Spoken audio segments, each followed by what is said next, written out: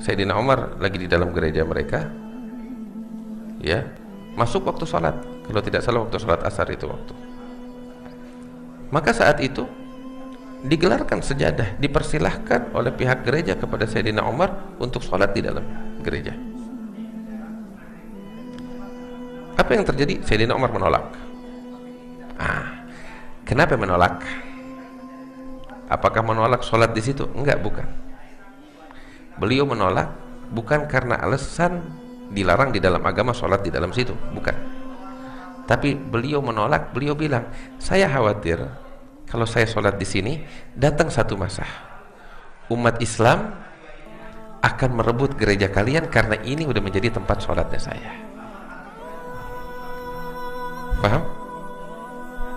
Jadi beliau tidak sholat demi maslahahnya pihak gereja saat itu. Nggak sholat di situ, beliau pindah ke tempat lain, dan tempat itu sekarang jadi tempatnya Sayyidina Umar, dibangun masjid. Tapi gereja itu Sayyidina Umar tidak mau sholat itu demi kepentingan pihak gereja itu, supaya di satu masa nggak diklaim oleh umat Islam bahwa itu tempat sholatnya Umar hingga digusur tuh gereja. Ingat? Paham? Baik.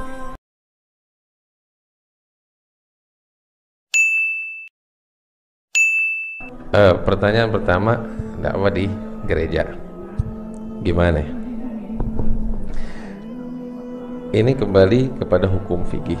Boleh gak kita masuk gereja? Sebelum kita ngomong kita boleh gak masuk gereja, tanya, dia boleh gak masuk masjid kita? Biar ente tahu, ya, dalam hukum itu disebut bahwasanya orang non muslim mau masuk masjid itu dibolehkan atas izin dari seorang muslim, sekalipun izin hanya dari seorang muslim. Nggak harus dari ketua masjid, nggak harus dari, hanya ada yang menjamin satu orang siapapun dari seorang muslim, ada jaminan, tafadhal, nggak dilarang. Dan inilah yang dahulu terjadi di masa Nabi Muhammad SAW. Orang-orang kafir dari Mekah datang ketemu Nabi di masjid.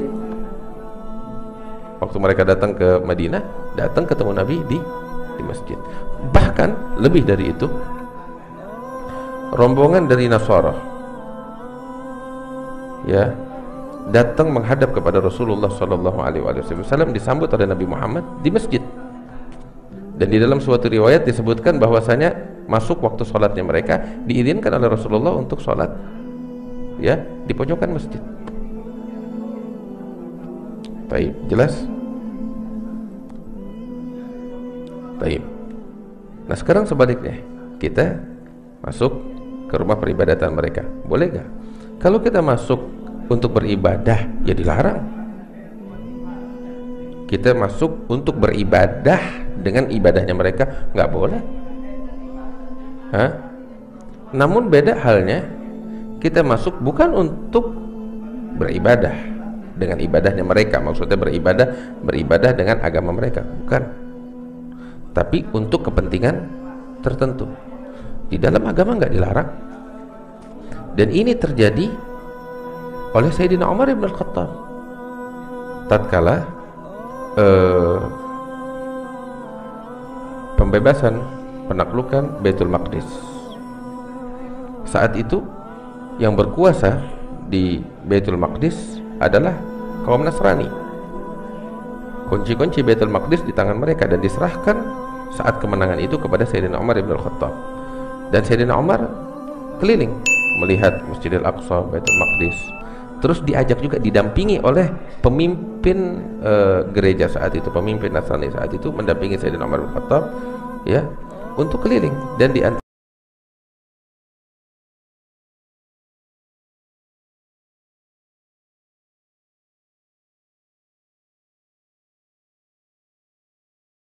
Sayyidina Umar lagi di dalam gereja mereka, ya, masuk waktu sholat, kalau tidak salah waktu sholat asar itu waktu. Maka saat itu digelarkan sejadah, dipersilahkan oleh pihak gereja kepada Sayyidina Umar untuk sholat di dalam gereja. Apa yang terjadi? Sayyidina Umar menolak. Kenapa menolak? Apakah menolak sholat di situ? Enggak, bukan. Beliau menolak bukan karena alasan dilarang di dalam agama sholat di dalam situ, bukan. Tapi beliau menolak, beliau bilang, saya khawatir kalau saya sholat di sini, datang satu masa umat Islam akan merebut gereja kalian karena ini udah menjadi tempat sholatnya saya. Paham? Jadi beliau tidak sholat demi maslahahnya pihak gereja saat itu. Nggak sholat di situ, beliau pindah ke tempat lain, dan tempat itu sekarang jadi tempatnya Sayyidina Umar, dibangun masjid. Tapi gereja itu Sayyidina Umar tidak mau sholat di situ demi kepentingan pihak gereja itu, supaya di satu masa nggak diklaim oleh umat Islam bahwa itu tempat sholatnya Umar hingga digusur tuh gereja. Ingat? Paham? Baik.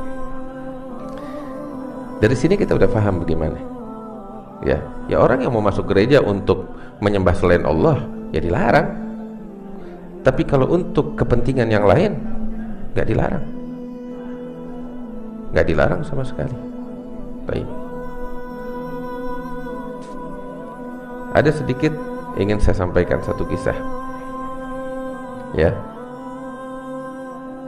Ini mungkin kalau bicara hukum sama bahasan tadi udah selesai. Ini sedikit agak bukan melenceng sih, ada kaitannya juga. Kisah kakek saya Habib Salim bin Jendan. Habib Salim dakwah di daerah Sulawesi sampai 3-4 tahun dia tetap di sana. Di antaranya masuk ke daerah Bunaken, dia dirikan masjid di situ dan seterusnya. Masuk di daerah Sulawesi pelosoknya. Satu kali dia bikin, artinya masyarakat situ bikin acara besar, minta Habib Salim ceramah. Kebetulan di masjid agungnya, di masjid besarnya. Nah ini masjid bersebelahan sama gereja. Habib bicara di masjid, bicara tentang apa tahu? Sayyidatuna Maryam binti Imran, kisah kelahiran Nabi Isa sesuai versinya Al-Quran. Ya kita tahu kisahnya sangat indah sekali. Ya kita tahu sangat indah sekali kisah kelahiran Nabi Isa yang diceritakan oleh Allah dalam Al-Quran. Usai acara, Habib keluar dari masjid. Begitu keluar, dihadang sama pihak gereja. Yang sama Habib semuanya udah pasang badan. Habib bilang, tenang, ntar dulu, ada apa nih? Kita lihat dulu ada apa. Samperin sama Habib. Pihak gereja bilang sama Habib, Habib, tadi Habib bicara begini cerita. Iya, kenapa? Habib, kita dari pihak gereja pengen minta Habib bicara hal yang sama di gerejanya kita. Ini orang-orang kita nggak pernah dengar kisah kelahiran Maryam binti Imran, kelahirannya Isa sebagaimana yang Habib sampaikan. Besoknya dibikinin di acara di dalam gereja. Terus hidayat di tangan Allah. Tugas kita nyampein. Dia mau masuk Islam, dia nggak mau masuk Islam, itu bukan hak kita. Tapi tugas kita, risalah yang benar sampai kepada mereka atas permintaan dari mereka. Apalagi yang mau kita permasalahkan, ya kan? Makanya kita kembali kepada bahasan Syekhul Butik berapa hari yang lalu. Ingat gak? Di awal permulaan kita bilang syarat dalam berdakwah yang harus dipenuhi. Yang pertama, seorang dai punya Islam sejati. Sebab kita punya kaidah faqidu syai' la yu'ti. Bagaimana seorang yang nggak punya Islam sejati terus dia mau ngasih, bagaimana? Itu satu. Yang kedua, syarat kedua, bahwasanya Islam sejati harus tersebar di barisan umat Islam, ya, secara merata.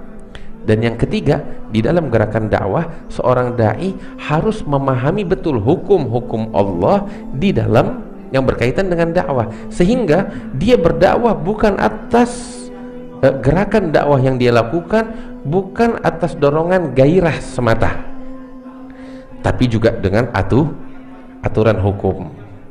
Paham? Baik. Nah, kita kembali nih bahasan ini nih, ya. Banyakan orang ngelihat dai bicara di gereja atau masuk ke tempat peribadatan umat lain, ribut panas. Ntar dulu, gairah cakep ada di hati, tapi ini gairah juga mesti dekat dengan hukum. Lihat sebelum kita marah, kita benar gak marah di tempatnya, gitu. Hukum bagaimana, membolehkan atau tidak? Cari tahu. Kalau memang hukum tidak membolehkan, silahkan marah. Tapi kalau hukum membolehkan, ada dengan aturan-aturannya, apalagi yang mau kita ributin gitu. Terkadang kita ribut kita sama kita karena dasar apa? Gairah yang nggak didasari dengan ilmu. Wallahu a'lam. Saya kira jelas. Sampai di sini cukup. Insya Allah bahasan tentang dorongan kasih sayang akan kita bahas dalam pertemuan kita yang besok. Wallahu a'lam bishawab.